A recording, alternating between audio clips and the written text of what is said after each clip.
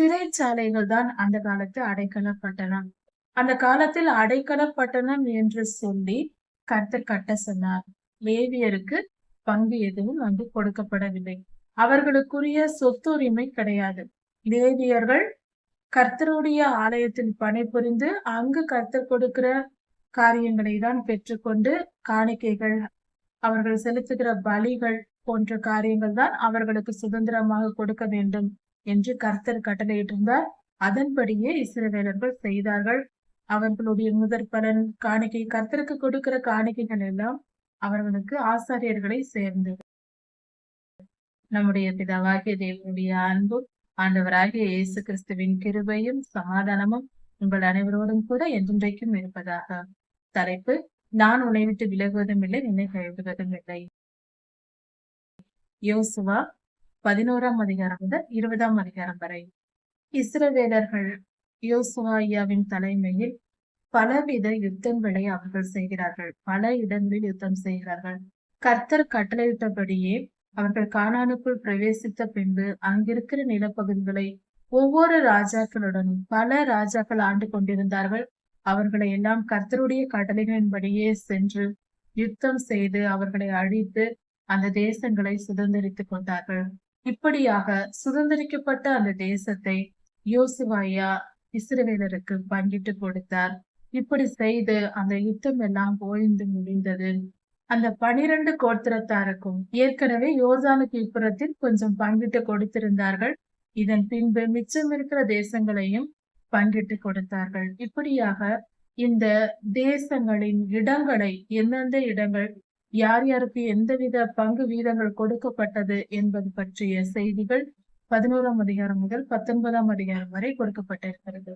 இந்த வேத பகுதியில் காலேப் என்ற கர்த்தருடைய ஊழியக்காரரான யோசுவாவுடன் கூட இருந்த அந்த காலேப் என்ற ஒரு மனிதர் இருந்தார். அவர் தன் மகளுக்கு தன் சொத்தில் ஒரு பங்கை கூட கொடுக்குகிறார். மகளாக பெண்ணாக இருந்தும் திருமணமாகி செல்லும் போது அந்த பெண் கேட்கும் போது அவர்களுக்கும் தன் சொத்தில் ஒரு பங்கு கொடுப்பதாக சொல்லப்பட்டிருக்கிறது. பெண்களுக்கும் சொத்துகள் அந்த காலத்தில் கொடுக்கப்பட்டிருக்கிறது என்ற செய்தி தெரிகிறது. அடுத்தது 20ஆம் அதிகாரத்தில் கர்த்தர் அடைக்கல பட்டணங்களை கட்ட சொல்லி இருக்கிறார். கர்த்தர் என்ன மோசேக்கு கட்டளையிட்டாரோ அதை எல்லாம் மோசேயா சரியாக, மிக மிக சரியாக, அவர் உண்மையாக, நேர்மையாக எல்லாவற்றையும் முழு கீழ்ப்படிதலோடு செய்து முடித்தார்.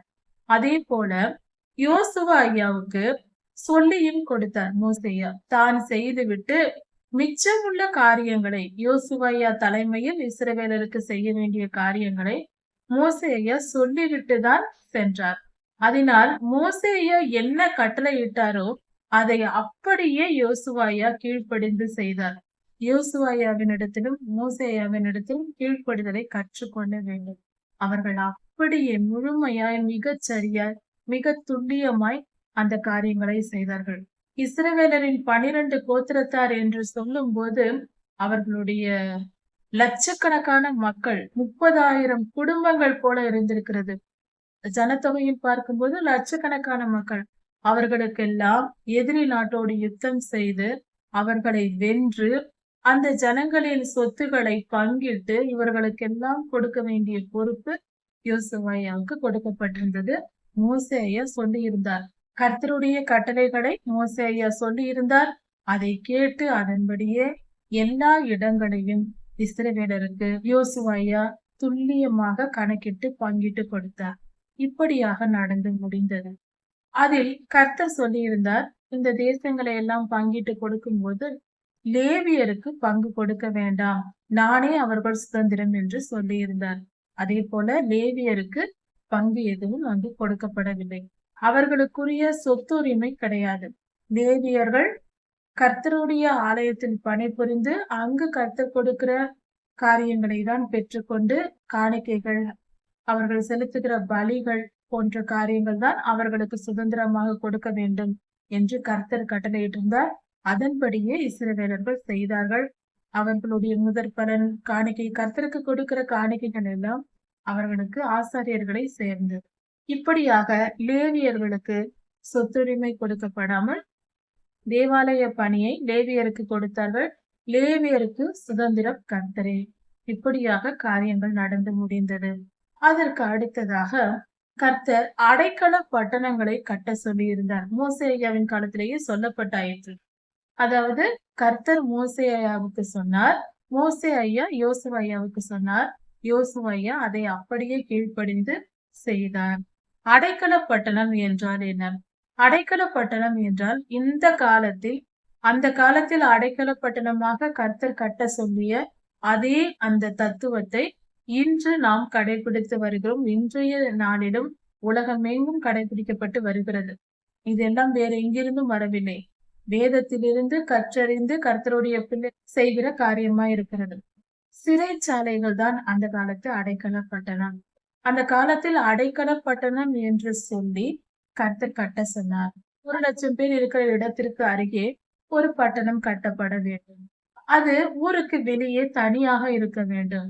அந்த பட்டணத்தில் என்ன செய்ய வேண்டும் என்றால், இந்த மக்கள் வாழ்கிற பகுதியில் யாராவது அறியாமல் ஒரு தவறு செய்து விட்டால், அதனால் ஒரு உயிர் போய்விட்டால், தெரியாமல் செய்த கொலை, அதனால் பாதிக்கப்பட்ட ஒரு மனிதன், அறியாமல் ஒருவன் இன்னொருவனை கொன்று விடுகிறான். அந்த நிலையில் இந்த மனிதன் தப்பித்துக் கொள்ள அவன் போய் அடைக்கல பட்டணத்தில் நுழைந்து கொள்ள வேண்டும். இதுதான் கர்த்தர் கட்டளையிட்டது. இவன் அறியாமையினால் ஒரு கொலையை செய்திருக்கிறான். அப்படி செய்த போது கொல்லப்பட்டவனின் உறவினர் யாராவது வந்து பழிவாங்க இவனை கொன்று விடுவார்கள். இவனை கொன்றவர்களை பழிவாங்க இன்னொருவன் எழும்பி வருவான். இப்படி தொடர்ச்சியாக கொலை பழி வரும். கொலை விழுந்து கொண்டே இருக்கும். இதை தடுப்பதற்காக ஒருவன் தெரிந்தே கொன்றதல்ல, தெரியாமல் தன்னை அறியாமல் ஒருவனை கொன்று விட்டால் அவன் ஓடி போய் தப்பித்து போய் அடைக்கல பட்டணத்தில் ஒளிந்து கொள்ள வேண்டும். அங்கு வந்து யாரும் அவனை பிடிக்க கூடாது, அவனை தண்டிக்க கூடாது. இந்த தேசத்தில் அதாவது இஸ்ரவேலில் தேவாலயம் இருந்தது. இஸ்ரவேலர்கள் சீலோவிலே ஆசரிப்பு கூடாரம் கட்டியிருந்தார்கள். அந்த இடத்தில் ஆசாரியனுடைய மரணம் அடையும் அந்த ஆசாரியனுடைய ஆயுள் முடியும் வரைக்கும் இந்த மனிதன் அடைக்கல பட்டணத்தில் தவறு செய்து அறியாமல் கொலை செய்த மனிதன் அடைக்கல பட்டணத்தில் உள்ளே இருக்க வேண்டும். ஆசாரியன் மரித்து விட்டால் அதன் பின்பு அவன் மீண்டும் இந்த இடத்திற்கு வரலாம். இப்படியாக ஒரு கட்டளை கர்த்தர் கொடுத்திருந்தார். இந்த காரியத்தை செய்வதற்காக யோசுவா அப்படியே கீழ்ப்படிந்து அடைக்கல பட்டணத்தை கட்டினார். கர்த்தருடைய கட்டளைகளின்படியே ஒரு சிறு துளியளவும் மீறாமல் மிகவும் சரியாக மிக துல்லியமாக எல்லா காரியத்தையும் யோசுவா செய்து முடித்தார்.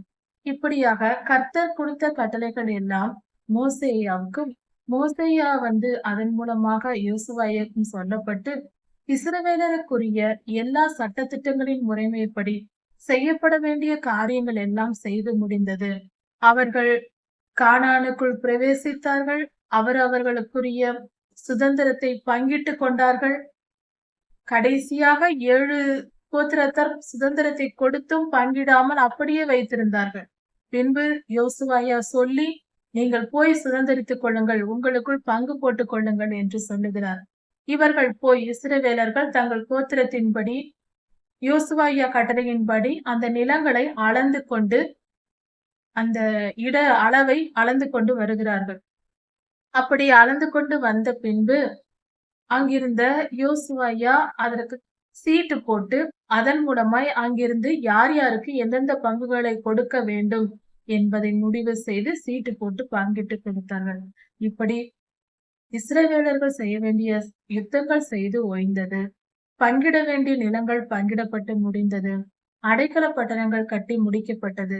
இப்படிப்பட்ட எல்லா காரியங்களும் முழுமையாய் நிறைவேறிற்று. யோசுவா வயது முதிர்ந்தவராய் இருந்தார். அப்பொழுது யோசுவா ஜனங்களோடு பேசுகிறார். இந்த சம்பவத்தின் இடையிலேயே காலேப் யோசுவாவிடம் பேசுகிறார். காலேப் அதாவது நான் 86 வயதுள்ளவனாய் இப்பொழுது இருக்கிறேன். நான் முன்பிருந்தது போலவே இந்நாள் வரைக்கும் நான் யுத்தத்தில் உழைத்துக் கொண்டிருக்கிறேன். கர்த்தர் எனக்கு எப்ரோன் தேசத்தை தருவேன் என்று சொல்லி இருக்கிறார். மோசே இதை கட்டளையாக கொடுத்திருக்கிறார்.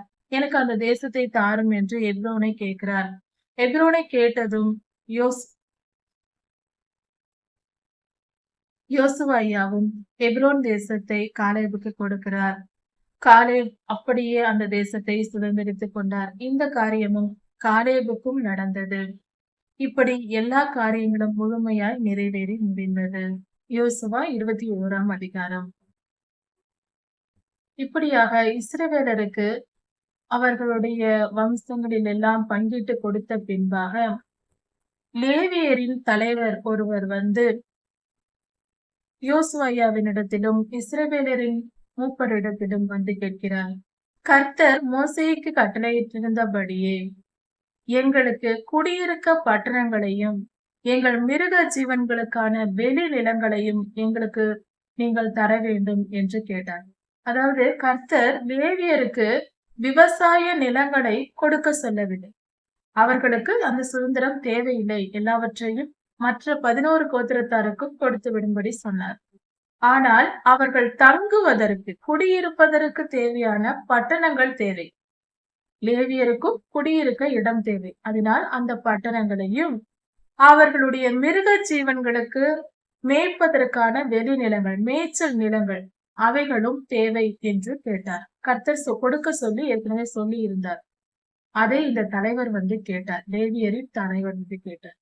அப்பொழுது யோசுவா அவர்களுக்கு தேவையான நிலங்களையும் பட்டணங்களையும் கொடுப்பதற்காக இஸ்ரவேலரின் கோத்திரத்தார் எல்லோரையும் அழைத்து அவர்களிடத்தில் இருக்கிற அந்த நிலங்கள், வெளி நிலங்கள், மேட்டு நிலங்களையும், அதாவது மிருக ஜீவன்களுக்கான மேய்ச்சலுக்கான நிலங்கள், வெளி நிலங்களையும், அவர்கள் குடியிருக்க பட்டணங்களையும், லேவியருக்காக குடியிருக்க பட்டணங்களையும் இஸ்ரவேலரிடத்திலிருந்து வாங்கி லேவியருக்கு யோசுவா பங்கிட்டு கொடுத்தார். அவர்கள் அந்த பங்குகளை ஒவ்வொரு இடமாக அளந்து அவைகளை அந்த நிலங்களை அளந்து எந்தெந்த பகுதி எந்தெந்த லேவியருக்கு போக வேண்டும் என்று குறிப்பிட்ட எல்லாம் முறைப்படி சரியாக பங்கிட்டு பிரித்து கொடுத்தார்கள். இப்படியாக லேவியருக்கு தேவையான முழுமையான எல்லா காரியங்களும் அவர்களுக்கு கொடுக்கப்பட்டது.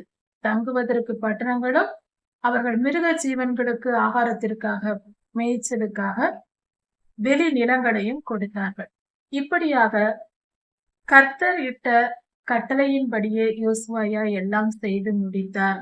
கர்த்தர் என்ன சொல்லி இருந்தாரோ இஸ்ரவேலருக்கு, கானானை தருவேன் என்று சொல்லி இருந்தாரோ, அதில் ஒரு வார்த்தையும் ஒரு சொல்லும் ஒரு துளி அளவும் அவர் மீறாமல் எல்லாவற்றையும் இஸ்ரவேலருக்கு கொடுத்தார். எல்லாம் நிறைவாய் நடந்து முடிந்தது. இஸ்ரவேலர் கானானை சுதந்திரித்துக் கொண்டார்கள். முழுமையாய் நிறைவேறிற்று. இப்படியாக காரியம் நடந்து முடிந்தது.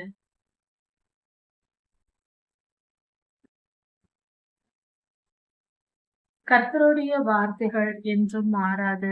கர்த்தர் சொன்னால் சொன்னதுதான். கர்த்தருடைய வார்த்தையை மாற்றுவதற்கு எந்த வல்லமையும் யாரிடத்திலும் இல்லை. கர்த்தர் மாறாதவர். அவருடைய அன்பு மாறாதது, அவருடைய வார்த்தை மாறாதது. அவரை போல நாமும் பரிசுத்தமாய் வாழ்வோம். கர்த்தருடைய அன்பை பெற்றுக்கொள்வோம். அவருடைய வார்த்தைகளை, வாக்கு தத்தங்களை விசுவாசிப்போம். அவர் நம்மை ஏற்றுக்கொள்வார். நம்மையும் நித்திய ஜீவனில் சேர்த்துக் கொள்வார். இஸ்ரவேலருக்கு கானானை கொடுத்தது போல பரம கானானாகிய பரலோக ராஜ்யத்தையும் நித்திய ஜீவனையும் நமக்கு தருவார். கர்த்தர் உங்களை ஆசீர்வதிப்பாராக. இதன் தொடர்ச்சியை அடுத்த செய்தியில் பார்க்கலாம். மாரநாதா.